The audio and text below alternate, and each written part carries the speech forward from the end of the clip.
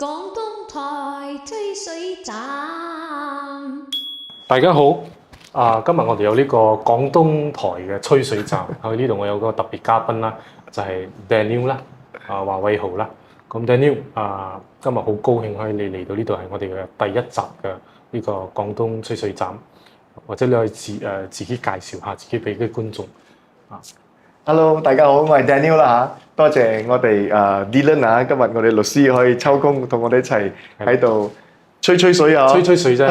So 今日我哋講晏晝嘅時候，咁下午茶嘅時候冇咩嘢傾下，咁諗住開一個台同大家傾偈，講下呢啲最近呢啲咁嘅時事嘅課題啦。係啦，尤其是我哋集中呢個台係喺關於到金寶嘅啦。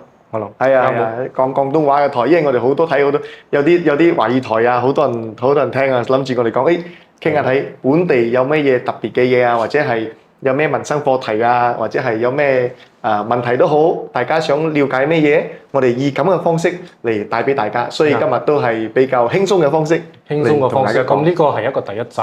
可能有好多呢啲issue 啊，我哋可能得呢一集冇可以係傾到咁樣。咁如果你哋大家有咩意見嘅，你哋可以喺嗰個 comment 嘅留言嗰度俾我哋知道。咁我哋可能喺第二集或者第三集嗰度帶俾大家啦。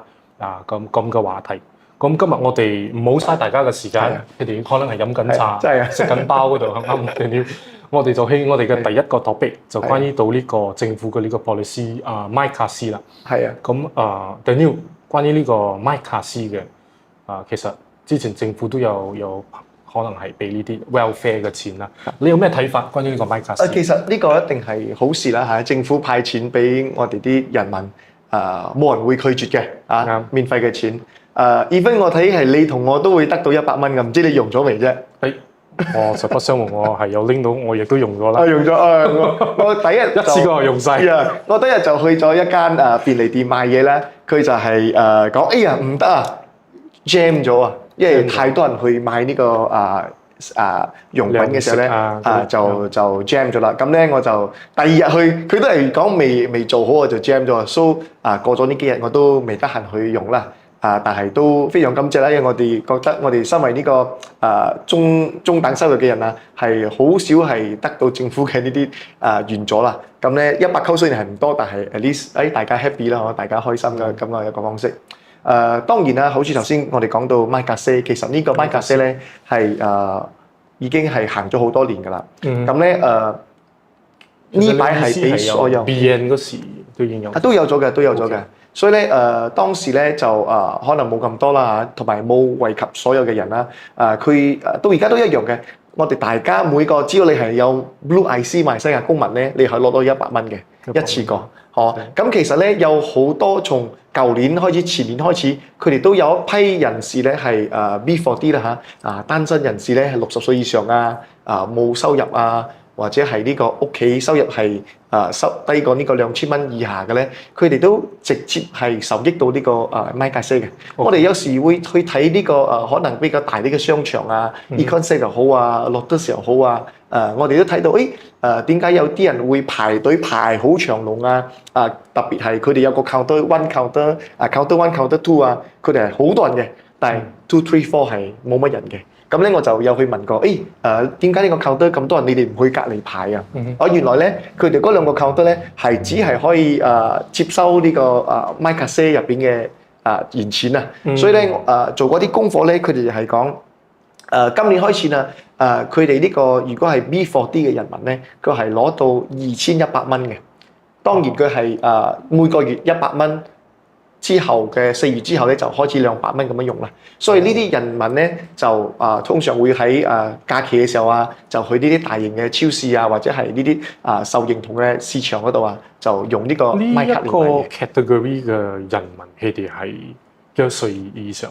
佢有分幾個 category 嘅。我所知道嘅就係講60歲以上，當你如果係單身或者係你冇收入單身，即係講你冇結婚嗰種單身，唔係講仔女大晒就係單身，唔係而係自己真係冇結婚嘅60歲以上，跟住咧冇收入，所以咧證明佢係B40啦。我哋講收入少過2000蚊嘅咧，咁政府直接係會將佢列入呢個麥卡錫嘅受惠名單，我哋叫 SARA 啦嚇。咁咧MySARA，咁佢哋就可以每個月有200蚊嘅錢去買呢個用品啊。當然唔係全部嘢都可以買啦，佢只係可以買柴米油鹽啊，普通我哋平民百姓可以用嘅嘢，而唔可以買一啲奢侈品或者係煙仔啊。我所知係煙仔係唔可以買啦，同埋啤酒啊，少啲煙啦。係啊，上到60歲就少啲煙啦。啱冇錯。So 我覺得呢個麥卡錫係對我哋嚟講，大家都係一個好事啦。政府將個錢抌翻入個市場，當人民去消費嘅時候，呢個市場先會旺起身。頭先我哋食飯嘅時候都睇到話，我哋一個餐館係我哋係一台嘅啫，啱啊！其他係30台，得我哋幾個人喺度坐住食。雖然嘅食物係好好食，招呼係非常之好，但係因為可能個市場慢咗落嚟啊，經濟冇乜好，所以最近都睇到啲食肆嗰啲小販都講有啲辛苦啦，唔比之前嘅呢個經濟好啦，所以呢個都係我哋嘅大概要諗嘅一個方式啊。啱。好，呢度呢個麥卡錫個我哋今日睇完傾完之後，你有聽講過呢個petrol subsidy 冇？petrol subsidy，OK，一溝9.9嗰隻有聽過。咁咧呢排都有好多人問講有關呢個 petrol subsidy 啦嚇，點樣申請去邊度申請係咪用 IC 就去打油啊？我哋身為一個馬來西亞華僑就即刻 automatic 就可以有嘅咩？唔係而家首相安華所公布嘅咧，喺呢個應該會喺10月啦嚇，仲未公布。咁我哋等呢個相關單位公布，所以我哋只係吹水嘛，所以我呢個台係吹水嘅啫，仲未 confirm 嘅嘢。但係我哋聽到一啲消息係講咧，10月咧就會我哋所有馬來西亞嘅油站啦，都會行呢個有呢個叫咩？只要你有符合資格嘅人咧，個本地人咧，先可以打一個一溝9.9嘅 RON 95嘅呢個津貼嘅油。津貼嘅油係啦。咁如果你嘅收入咧係高過一個我哋講一個數目咧，佢就可能你就攞唔到呢個一溝9.9嘅津貼油啦。可能你需要打2溝2、2溝3嘅95嘅油，一樣嘅油，但係你俾嘅價錢唔一樣。點解咧？就係因為你嘅收入超過咗嗰隻額數啦。當然個額數係幾多，我哋暫時未知道。咁咧我哋金寶好多市場嘅朋友咧都有打嚟問要點樣申請我哋點樣申請入咩部門之後填咩表格其實係暫時未知道嘅。未知道。我哋都係等緊咁樣會唔會而家呢段時間人民唔知道，到政府係宣布呢一個 petrol subsidy 過後，會唔會呢段時間太短啦？嗰啲人民過後係宣布過後，嗰啲人民仲可以學點樣去申請呢個 subsidy？當然我哋希望就係講直接唔使申請 automatic 直接咧自動，只要你攞個登記，你嘅 IC 就攞去相關嘅油站，任何嘅油站啦，喺馬來西亞嘅油站，你就試下打呢個油。如果係直接就比較方便啦，唔使勞民傷財，仲要啲人民去申請排晒隊日曬雨淋咁樣排長龍去做一啲咁嘅行動啦。咁希望呢個政府咧，我哋可以做一個更加完善嘅一個方式。最容易、最簡單嘅方式就係有一張 IC 就直接去打油，只要你嘅 IC 係有個額數，可能聽講佢哋都會俾個額數嘅喎，唔係講你有張 IC 就無止境咁樣去打呢個一溝9.9嘅。有一個 limit 啦，係啦，冇錯。幾多錢？200蚊、300蚊，仲未知道，所以要等相關嘅部門去俾呢個消息啦。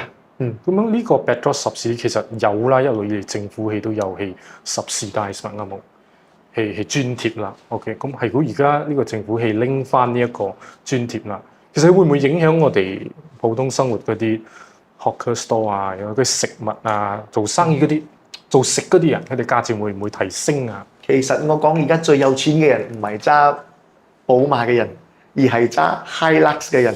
即係嗰啲 pick up 4x4嗰啲點解我哋睇我哋呢個西馬呢度其實我哋喺呢個年頭定係舊年嘅時候咧，我哋嘅 diesel 我哋嘅油市已經係起到咗比我哋 RON 95仲高嘅，而家3溝幾㗎。所以最有錢嘅人咧，其實係揸 4x4 嗰啲人，點解？因為佢哋全部都必須要打呢個油市，我哋講 diesel 啦嚇。diesel 所以其實當呢個政府將呢個油市嘅subsidy 拎走嘅時候咧，我哋都已經開始覺得成個市場會慢咗落嚟。點解？我哋睇好多呢個羅利運輸公司啊，佢哋都係用呢個 diesel 嘅。當時咧，當然政府有津貼一啲俾佢哋呢啲logistic company，但係我覺得係唔會津貼得晒咯，嗬。所以佢哋當時就已經開始咗呢個 logistic company 咧，佢哋已經係起咗價啦。咁如果我哋呢擺95咧 ，RON 95嘅汽油咧，再咁樣去區分咧，對於呢個中型嘅呢個中等收入嘅人民咧，即係我同你啦嚇，都應該會受到啲影響啦。點解？因為我哋用嘅油可能會起價啦。對於大家嚟講，可能食肆啊，或者係呢個燒飯啊，都會感受到一啲壓力啦。點解？因為佢哋做生意有時都係用呢啲自己本身嘅車啊，去運輸啊，去買嘢啊，一定會受到一啲影響啦。多少就係睇成個 petrol subsidy 行出嚟嘅時候，個市場嘅反應係點樣？我哋睇10月啦，應該。好呢個10月嘅，呢個今日呢個 topic 真係令我想知道呢個真正嘅答案到時會係點樣。OK， 下一個係聽講金寶呢邊啊，就有呢個門牌稅啊，佢嗰個 rate 政府好似又起咗。咁樣聽講會亦都有呢度嘅人民開始會去詢問點解起到咁交關，起到咁高啊？係啊，門牌稅起價，我哋所講門牌稅，即係講好多講嘅呢個Cukai Tasiran啊，其實係Cukai Tasiran。今日都收到啲電話，我哋嘅隔離嘅Batu Gajah近打區呢，都收到好多嘅呢個notice 啦嚇，即係講佢哋嘅地方上嘅門牌稅都起價。上個禮拜咧就睇到安順呢啲地方啦，都一樣啦，佢哋嘅門牌稅都係起價。所以總嘅嚟講咧，我哋講下金寶Batu Gajah近打區同埋呢個安順啦。其實佢哋嘅門牌稅咧差唔多喺呢個80年代嘅時候咧，就已經係跟緊呢個價錢咗嘅。咁當然啦，當時嘅呢個租金啊，因為我哋門牌稅其實係根據呢個估價師嚟估啦，我哋係根據佢嘅每個月嘅租金乘12，即係講一年嘅 annual rate 去嚟計數嘅。所以咧，有啲就睇到，點解我門牌稅嘅 annual rent 個 rent 從1萬蚊起到24000啊，起咗200%或者係150%，有啲起到300%。點解有咁嘅問題咧？其實一樣嘅，就一樣。以前我哋可能租間店頭做生意500蚊就可以租間20夾50嘅店頭，或者20夾70嘅店頭。40年之後嘅今日咧，可能你去租間店鋪頭15,500蚊或者2000蚊，你先可以租到一樣嘅鋪頭。因為點解？因為呢個係通貨膨脹嘅方式。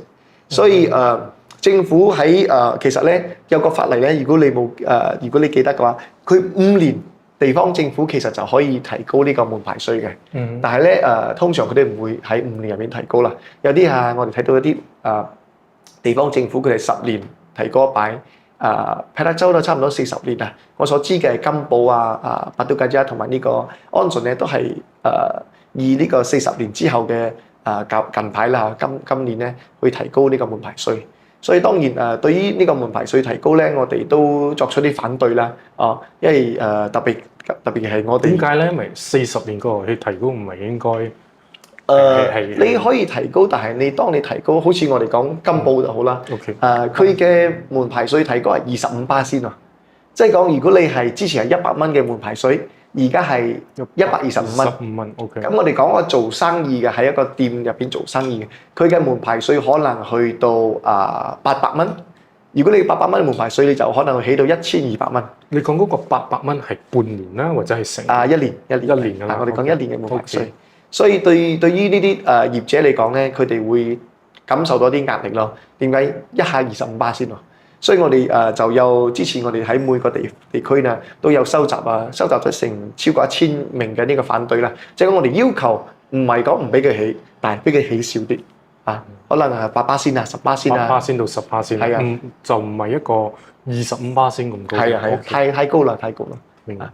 所以就咁，對於人民嚟講，因為當你油價又起，油市又起，呢個係真嘅門牌稅又起，所以我哋就睇到點解今日我哋嘅餐館啊咁好食嘅地方價錢又唔會貴，但係人氣都消費冇人因為點解？因為大家擔心冇呢個能力去消費咗，所以我哋手上嘅 cash 少咗，呢個流量就比較慢啲咁嘅意思。明白，明白。係啊，所以就咁。頭先我又同你講下，你有去過南灣嘅呢個醫院睇一睇冇？行一行冇啊？有嗰時好感覺點樣啊？據我所知，我入到戲嗰時，聽講係2023係咪？係你哋搭好，咁入到去第一好新咯，然之後好先進，然之後我睇到一樣就係佢哋好 focus 一個 TCM 啊 ，Traditional Chinese Medicine。其實好多人都可能唔知道呢個醫院存在啦，所以我睇到戲真係好先進，但又冇咩多病人嗰度，就嗰啲 patient 其實你唔需要病先去嘅，好似有啲老人家腰身骨痛都可以 consider 去呢個 Utah 醫院呢度睇下。然之後我有去個網站嗰度，亦都有做啲功課啦。我睇到其實佢唔止係呢個中國嘅呢個或者我哋呢個 TCM 唐人呢啲 traditional Chinese medicine， 佢仲有一個叫做 traditional Indian medicine， 好特別呢個地方。所以佢有3個，然之後佢有呢個 traditional Malay medicine 都有，嗰啲馬來人嗰啲 massage urat 所以我覺得呢個醫院係值得大家去睇下啦。先至係好新大家值得去睇下呢個醫院。係㗎，真係㗎。我身為一個病患我都會去嗰度，因為有時我哋做嘢嘅手臂好痛所以我就去到嗰度。其實我哋針灸跟住佢推拿咁樣一次就好咗喎，跟住收費又唔會貴。我哋有幾多？你上次你係做應該係54蚊啫，54蚊差唔多半個鐘嘅療程，對我嚟講係 quite reasonable 啦，好非常之廉價嘅一個方式啦。再加上佢嘅嗰個醫療設備同埋佢嘅2023年做好到而家係好新嘅嘢嚟嘅，好新真係，所有都好新，好舒服，好大間，跟住嗰啲護士又好啦，跟住咧，所以我覺得係好唔錯嘅。頭先你講到嗰隻印度嘅呢個傳統Ayurveda 嗰隻，Ayurveda 我都睇過。我就暫時未去試過，但係我睇到佢哋係真係有印度嘅呢啲醫師咧，從印度過嚟嘅，跟住咧佢哋係推油嘅，即係擠嗰啲我哋講笑話印度神油嗰啲推油，跟住佢哋誠心去推油嘅，係好特別嘅一個療程。我覺得如果係大家係有其實唔係講你病先過嚟，呢個係保健嘅方式。當你覺得有啲唔舒服或者係要調理身子其實係啱啱呢個中醫部咧，其實係非常之方便大家嘅。我哋講喺怡保落嚟喺八都界州過嚟咧，都唔使1個鐘頭嘅時間。啱。我記得我上次有去過一個 seminar 啦，我就移過一個嗰啲 chiropractor 佢有開差唔多10間 clinic 嘅。佢係 OK 啦，我呢度唔係乜嘢，佢係印度人嚟嘅，一個印度醫生嚟嘅。佢有曾經我講過，其實我哋馬來西亞可以 consider 呢個 wellness resort。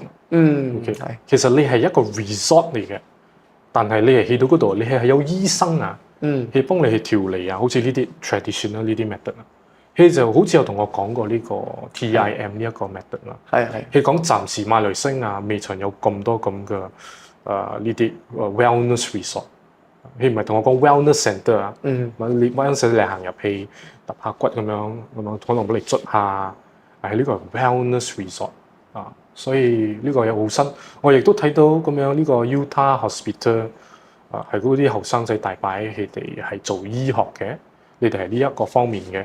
可以考慮下，可能如果你哋可以創業嘅，可以由呢一方面喺呢個 Utah Hospital 附近嗰度創業下咯。係喎，你講到呢個 wellness 嘅呢個 resort 唔係 center，可能係一個新嘅一個保健嘅方式啦。我有啲人係唔中意喺個醫院入邊噶嘛，我可能佢哋係都唔係講有病啦，反而係講希望係可以更加好嘅去呢個減少呢個我哋講呢個壓力生活壓力其實我哋金寶有個地方咧叫做石山腳沙空石山腳沙空嗰度咧有好多呢啲咁嘅我哋講glamping嘅地方啊，哦同埋 OK，個地方我都去過一我唔知擺，係喺個 waterfall 旁邊，哇！嗰啲負離子係非常之好，感覺好涼爽啊。跟住咧好多啲後生，特別係吉隆坡人啊，或者係檳城人咧，都會喺拜六禮拜咧走嚟呢度住2日1夜或者3日2夜。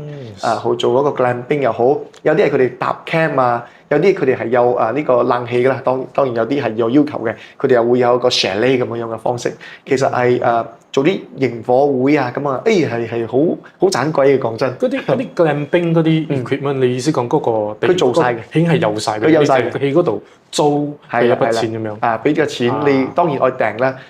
我所知，當佢哋呢個 public holiday 都 full house 嘅，都滿啊，所以要之前預訂啦。當然我哋唔講邊間啦，因為有好多間。有好多間。我哋係SAHOM，OK。啱啦，SAHOM，大家可以揾下 SAHOM。我哋擠金寶喺呢個 map，OK，俾大家知道金寶有呢個特色啦。或者係石山腳，你就可以睇到石山腳冇錯，係一個好環境好優美，冇乜人，電話都可能冇線嘅地方但係咁樣咧，就對於我哋如果喺好似工作壓力好大啊嘅 KL 嘅朋友啊、JB 嘅朋友啊，或者大城市嘅朋友，想輕鬆下，我覺得呢個係一個好好嘅一個消費又唔高，可能係200蚊一晚包食住咁樣嘅。然之後你有提到一點嘅就係嗰度係有一個 waterfall。waterfall 高唔高嘅？大唔大？佢附近咧就一個好細嘅，就唔大啦嚇，可能係我哋講30尺咁樣。30尺。但係如果我哋另外附近咧，仲有一個叫做拉達見真waterfall 咧，就係應該全我哋嘅呢個 Semenanjung Malaysia 啦，喺我哋講呢個地方應該係最高㗎啦。可能我哋喺南北大道，如果我哋從呢個KL 翻落去檳城嘅時候咧，喺未到怡保之前，喺我哋嘅右手邊當我哋喺就睇到一個 waterfall 好高嘅 highway 都睇到嘅，就嗰個地方啦。嗰個係注意下啦，我真係可以睇下。嗰個係一個好特別嘅地方，叫做拉達見真。我哋呢度去都唔使20分鐘嘅啫。唔需要20分鐘。係非常之好嘅地方，同埋佢哋係俾一班呢個我哋講原住民原住民呢個Orang咧去做一個管理，因為佢哋嘅新村，佢哋嘅村咧就住喺呢個 waterfall 嘅旁邊瀑布嘅旁邊，咁佢哋就政府就用咁嘅方式去提升佢哋嘅呢個收入啦。當然佢哋就幫手做下嗰啲工作清理嘅工作咁咧呢啲原住民又有工作做，咁我哋嘅呢個waterfall 咧呢個瀑布咧又更加乾淨啦。咁係一個非常之雙方面都係好好嘅一個雙贏啦。係啦，冇錯。唔錯，哇！好多新嘢㗎嘛。係啊，真係㗎。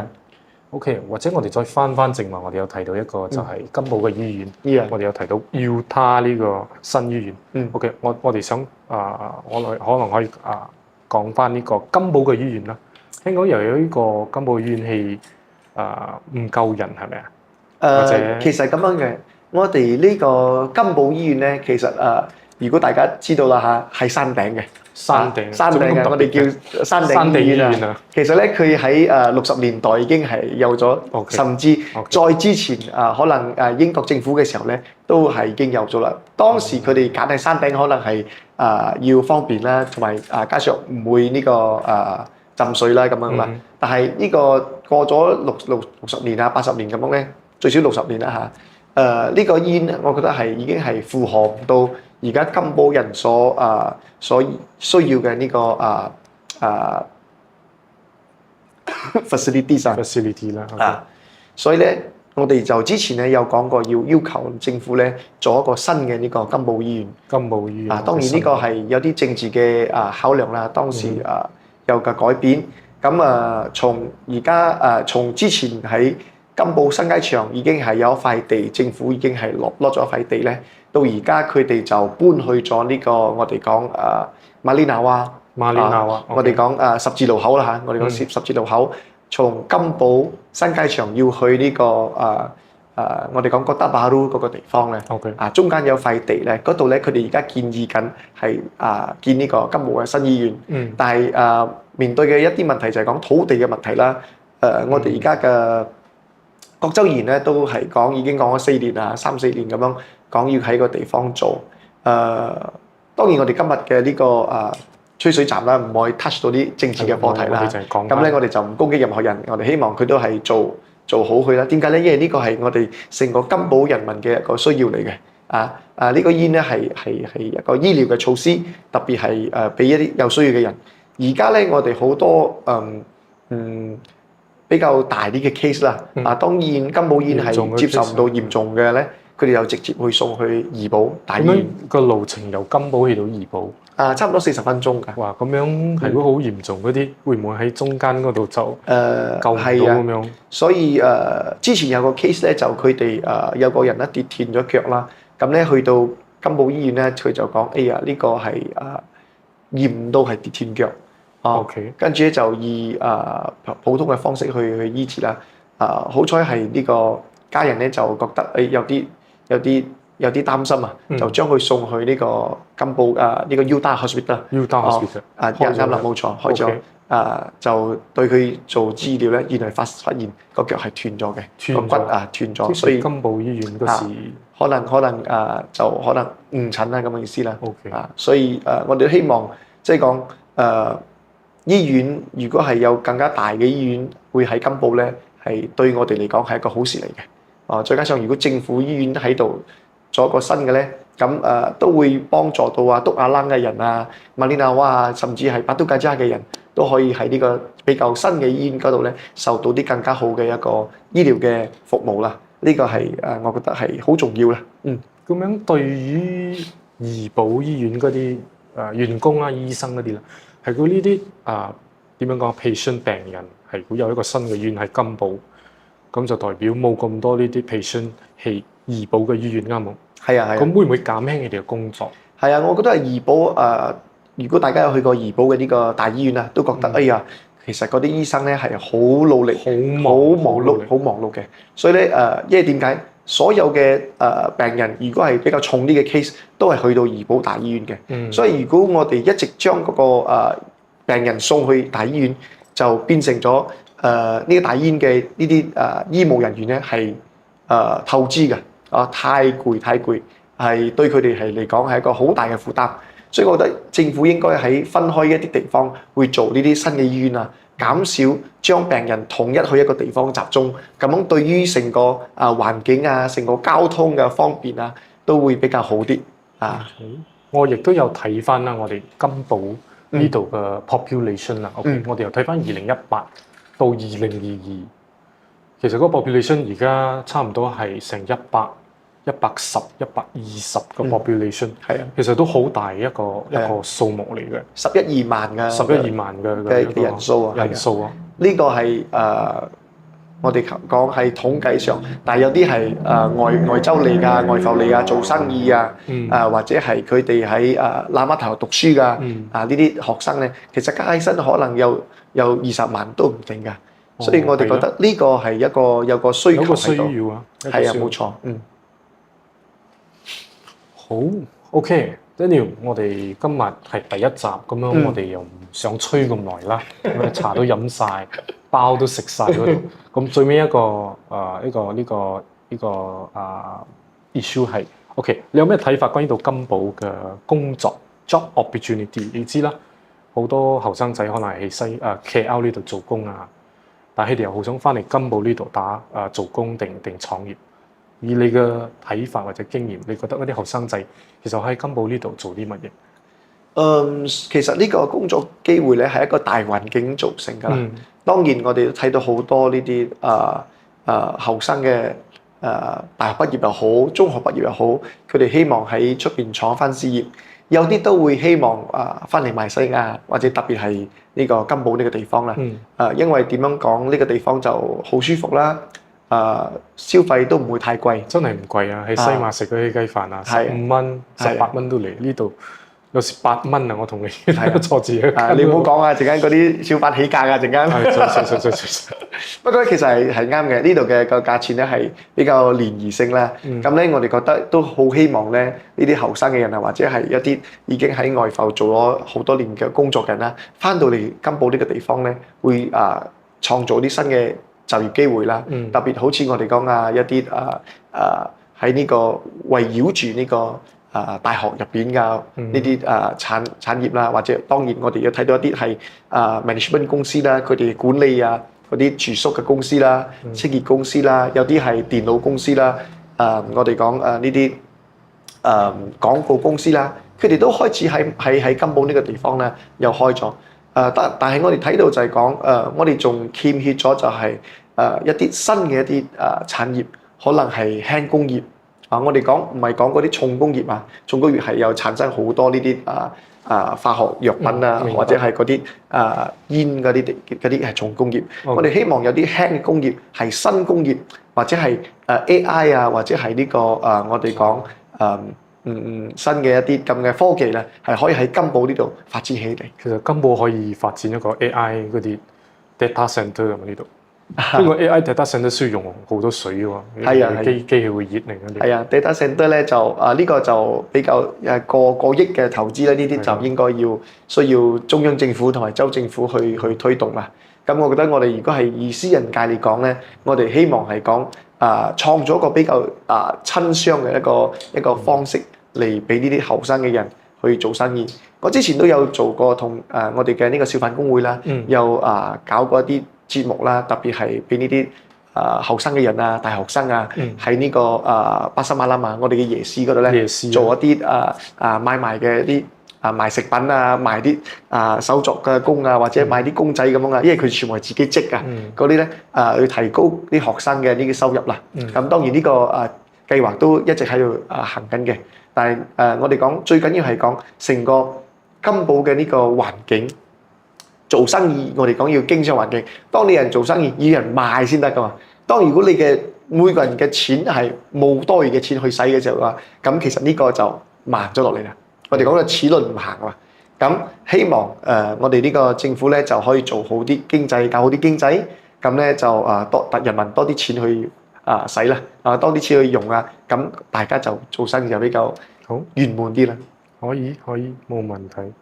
好啦，咁樣我覺得我哋今晚呢個吹水站廣東台吹水站呢個第一集啦，咁我哋就簡單化去做嘅，咁我哋就今日到此為止。